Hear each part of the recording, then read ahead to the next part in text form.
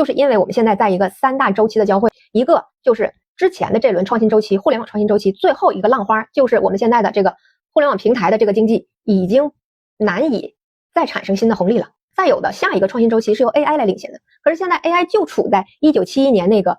互联网技术萌芽，但还没有产生具体如何改善生产率的这个工具的阶段，所以这个时候就会发生小黄鱼跟当年一样的猛涨，而科技处在一个刚刚见到曙光但却没有被温暖的阶段，这是一个大的周期交汇。第二个周期交汇就是原有的西方的先发优势的动能在趋于停滞和下降，它的国力和它的生产力水平，它的工业化水平都在这种剧烈的高点上升之后，抛物线达到了一个顶点并且开始下降。而我们呢是从艰难的转向进入近代史之后，一路奋起直追，达到了刚好跟西方交叉的这个节点。应该大家现在都能明确的感觉到，就是处在这样的一个交叉点，我们在上升超越它，他们在下降，在从我们身边滑落。这是第二个周期。第三个周期就是我们现在的整个的人类工业的这棵大树已经长出了西方经济学和西方的人口地域可以控制的最大边界了。他们的人口，他们的治理模式以及他们本身的协作机制产生的巨大的能耗已经不足以控制现在的人类的这棵工业之树了。而这棵工业之树刚好长到了我们这种广域多人口精细治理的国家的舒适区以内，所以才是他们现在做不出稀土，也登不了月，也创造不出来任何新的代表着人类工业明珠的东西了，对吧？你包括龙飞船也好，现在西方的所有的这个工业明珠上的东西都是20-30年之前的，就是因为整个的分工链条过于的长了，已经超出了他们能够协作的一个根本了。欧洲和美国是不可能把稀土搞出来的，虽然在理论上我承认，其实人类工业就是一层窗户纸，只要你造出来了，它全力追赶就是有可能性的。但问题在于说，这个可能性建立在是你的成本能够压得足够低的情况下。西方现在和美国之间，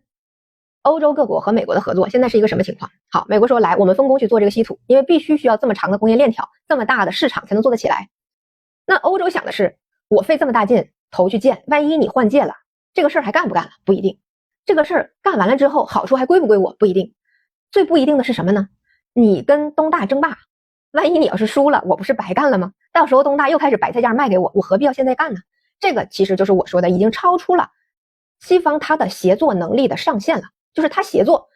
以时间和收益算下来完全不值得，所以 handle 的范畴了，而进入了中国最好的舒适区里。这就是未来属于我们的一个非常关键的支点。那在这3大周期的交汇点上，原有的各位，无论是做投资的、做人生选择的，甚至于说做自己的行业的投资判断的、出海的，你都要有一个完整的框架才行。这一次重磅会议里面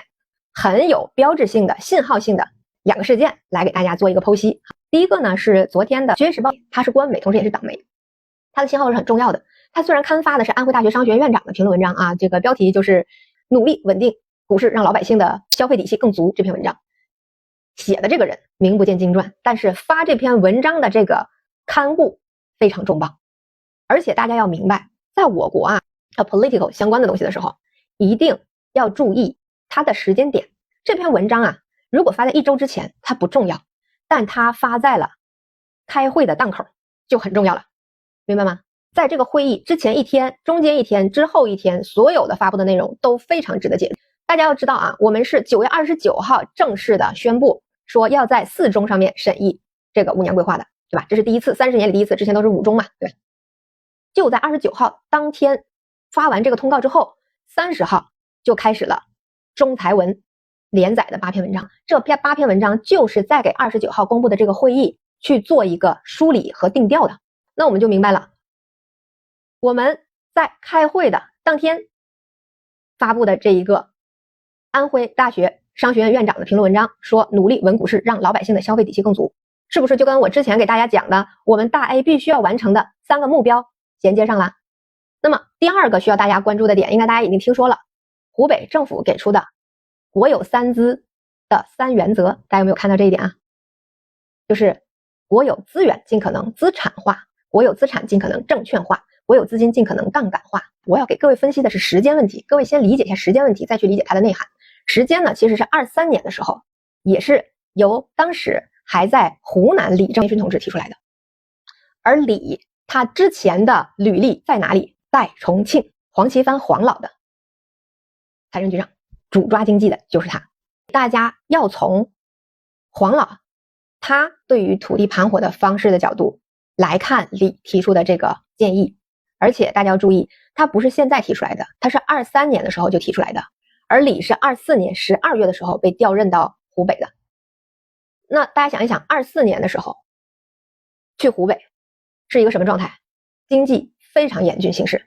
对吧？那加上23年暴雷，美国加息之后国内的流动性大大缩紧，以及在抗疫期间整个湖北付出了非常多的资源去进行抗灾。那么可以说他去的时候湖北的情况是很恶劣的。那大家现在都在说化债，对吧？怎么化呢？他早就提出了这个观念，而且他的观点本身就带有着黄老的政策思想，所以他定了这个调子，大概要怎么实现是有一个框架的。